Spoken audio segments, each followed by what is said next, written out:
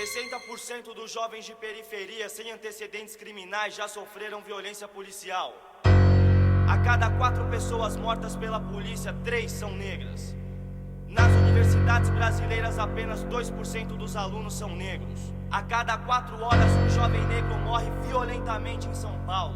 Aqui quem fala é Primo Preto, mais um sobrevivente.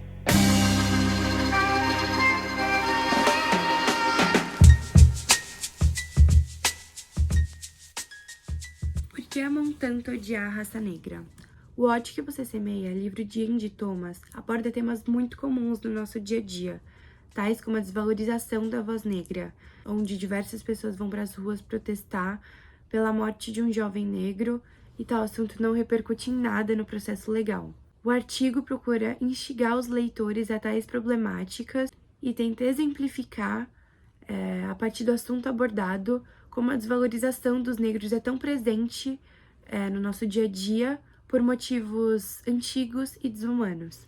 O que se encontra atualmente é uma construção social baseada na separação dos povos por raças.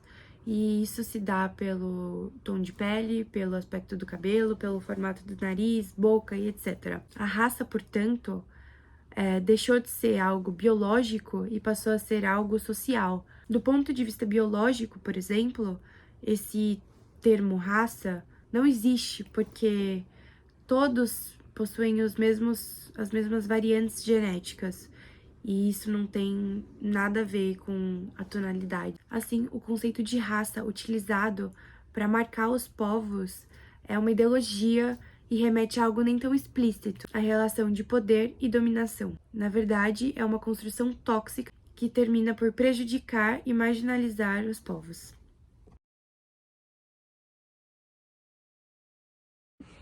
A necropolítica é uma das múltiplas formas de dominação e exercício do poder. No século XIX, com a sociedade industrial, o conceito de vida e morte mudou. Agora, o Estado, a soberania, ela podia controlar quem vivia e quem morria com as ações dela. Então, por exemplo, as áreas onde os povos marginalizados e racializados habitavam não recebiam tratamento, saneamento básico, coleta seletiva, nada disso. Eles eram deixados para fragmentação, submetidos a um processo de seleção natural da vida. Isso mobiliza até os dias atuais o aumento crescente da violência e da banalização à vida preta. Então, isso mobiliza até os dias atuais o aumento crescente da violência e a banalização da vida preta. E foi aí que surgiu o desejo da morte por nojo. A raça era ruim, era uma infestação.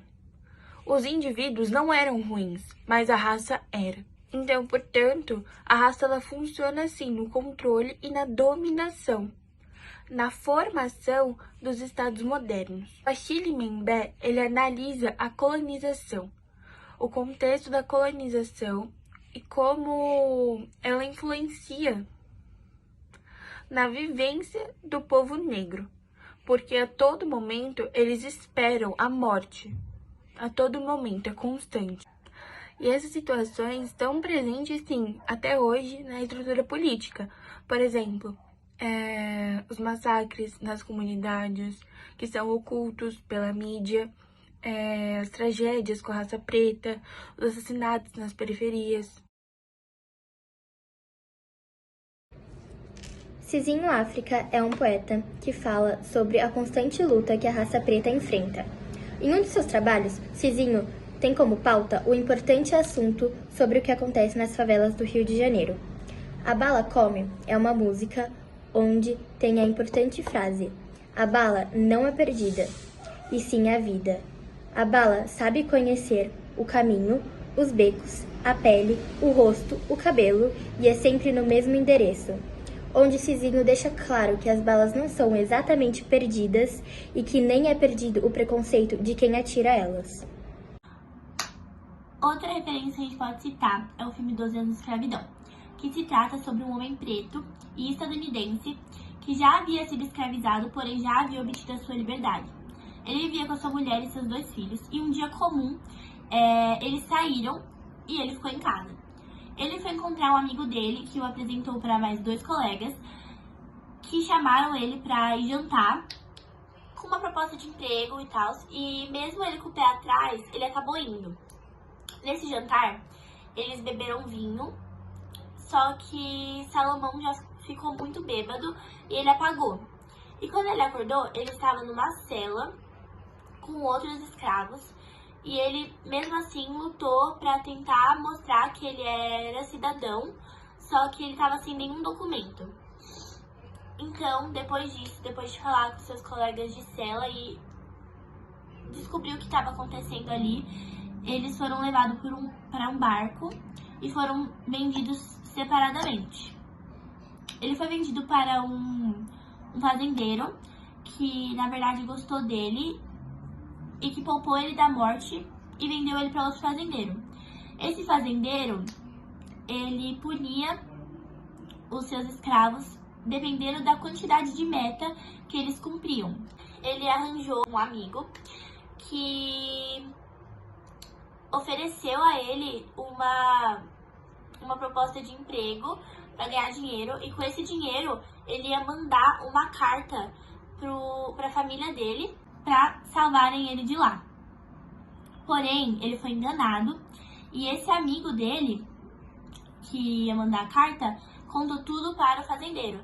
Porém, ele o tratou como se ele fosse mentiroso, até porque que escravo sabe ler e escrever, né?